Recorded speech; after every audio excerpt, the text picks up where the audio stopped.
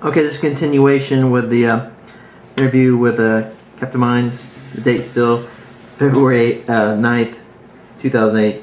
Location 29 Palms, California, Marine Corps Air Ground Combat Center. And the interviews are Yana Wasito and Douglas Alapaska. You were saying, sir, in the last take? We were going over the progression of the unit, and so we ended with Mojave Viper, which was a success. Not as much of a success as the Cat C portion. We didn't do anything wrong, but like Cat C was very, like, you could see where your successes were and where they weren't. You know. Then we deployed over to Iraq. Our PDSS went, so our pre-deployment guys. When selecting these in the past, like when these things have been selected, it's usually like the XO, the Gunny, the Armor, you know, these guys. I was like, oh hell no, like I want to go. XO should go. I need Sergeant Mejia to go. I need Sergeant Belmont to go. I need the Gunny to go. Like I need the city makers. I don't need monkeys. So you know, your company advance party was yourself, Larson, Mejia, and Belmont, and then Gunny Hatch. Yes. Gunny Hatch. Yep, that's who it was. Just because I needed Mejia's eyes on everything to show me what was going on, you know, give me the sergeant level view of what was safe, what wasn't safe. I wanted Belmont to start diving into the intel thing.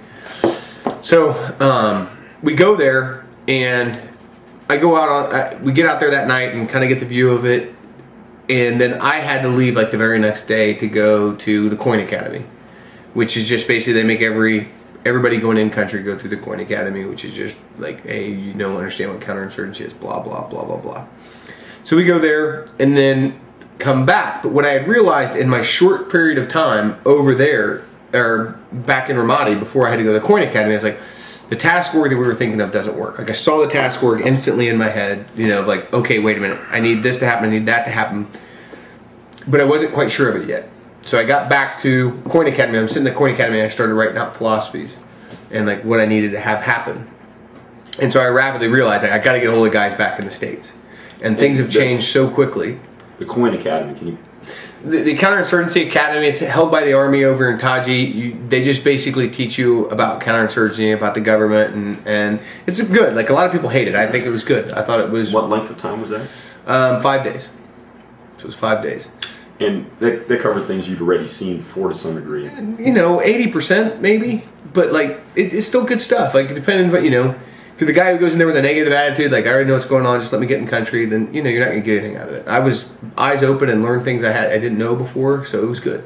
And but it sounded like one of the values of that 5 days was it allowed you to. It actually separated me from the unit where I had to just think about it. Right. And that was good. Like that was a really, really good thing. So got separated from the unit and started thinking about like, okay, I need X to look like Y, look like Z, and Luke and Gunny and all them, and you know they were doing that on their end also. So we were planning kind of separately from one another, which was okay. Paid to be the commander because I get my way in the end. But no, I mean they did. They sorted out a lot of stuff. So I called back to the United States and it's like, okay, things have changed. I want every officer on the first flight, and I want Sergeant Humphrey to put on Lieutenant Bars, and I want him over here.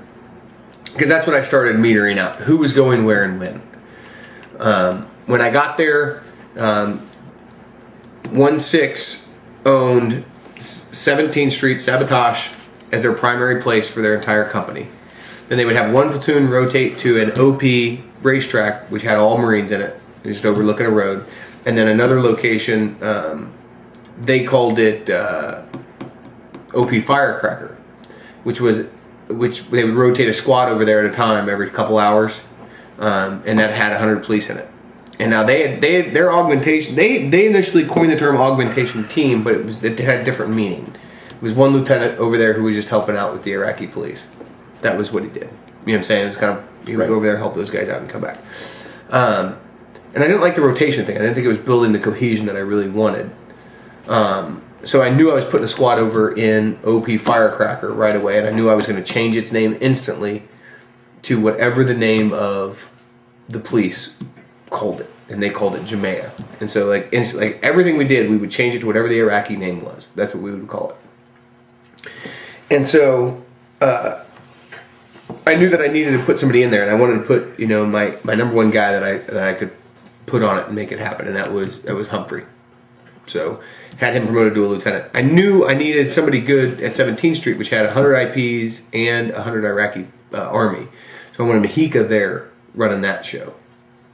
And just to back up like the date on the Coin Academy? April, first week of April. Okay.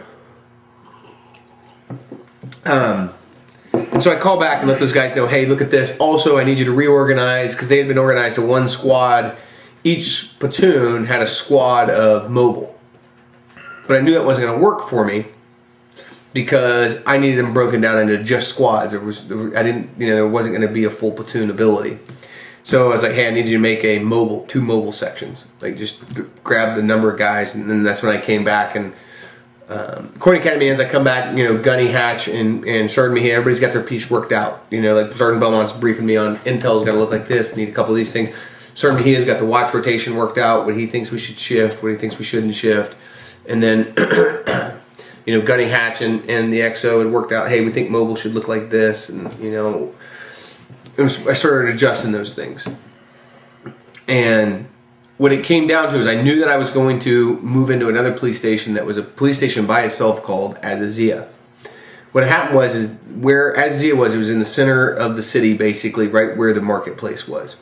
And the cops had just occupied it one day. Just took it over, and they were out there by themselves. Okay. So I knew that had to happen. Now, under my initial model, it was going to be Corporal Worth going out there, because again, Lieutenant Mejica's unit would split off and do those things. After watching how complex it was to run an augmentation team, like, it was obvious Sergeant Humphrey was awesomely ready for the job. I mean, that's why he got the first augmentation team on his own, and he was ready and he was good. But I didn't know if Sergeant Worth was, and I was really, really nervous about Azazia. Azazia, their leader, was a very shady character, and the IPs were just kind of shady altogether, and a lot of the people of Azazia didn't really like him that much at the time. So there was some nervousness there. My risk gain assessment on putting 10 guys out an augmentation team was not in very recent history had anyone tried to assault a Marine firm base. And with the way the enemy was broken right now, it was impossible for him to, not impossible, improbable for him to mount an attack on a firm base. So I had very little problem putting 10 Marines out there to hold off an assault. Like, if anything, the enemy would shoot and run. Or he would put an SV bid in. And so my biggest worry was the SV bid. And so once a building had SV bid protection, I was good with it. And so that's what I had to get done for SZ. I had to get SV bid for protection. Otherwise, Lieutenant Falk would take his augmentation team over there, go help out the IPs, and kind of brown bag it a little bit, stay a little late. And then we got SV bid protection up by putting barriers out there. And then he could stay out there all night. So the first topic you hit, which was the Coin Academy and the assessment, Sergeant Humphrey, did you want to say anything more about? Well, you promoted. What date did you promote him? Well, I had him come over with Lieutenant Chevrons, with Lieutenant Barzon. Okay. Now, you want to talk about, like, judging of a good battalion. Like, our Sergeant Major was awesome with it, and our Colonel was awesome with it, because they were there just to win the fight. But there's some paradigm thing here that people don't understand. Like, people are like, oh, you can't do that, blah, blah, blah. That's horrendous. Let them see what a sergeant's worth. And my deal was, how about you study a little bit of history first before you talk to me about that? Chesty Puller was a sergeant when he went into Nicaragua, was promoted to captain, not by the Marine Corps, but we pinned captain on him. And he fought as a captain for them, came back and put his sergeant chevrons back on. This is our history. We've been doing this in counterinsurgency. Somebody want to read the Small Wars Manual, somebody want to talk, like, then you can tell me how uneducated you are. You know what I mean? Like, don't be that guy. Like, look at our history, understand we're here to win, and there were so many other things, like cultural factors of why we would do so. An officer in Iraqi culture is very, very, very respected. Most Iraqi officers speak English. They're extremely respected. A person who is just a soldier is no more than a guy who,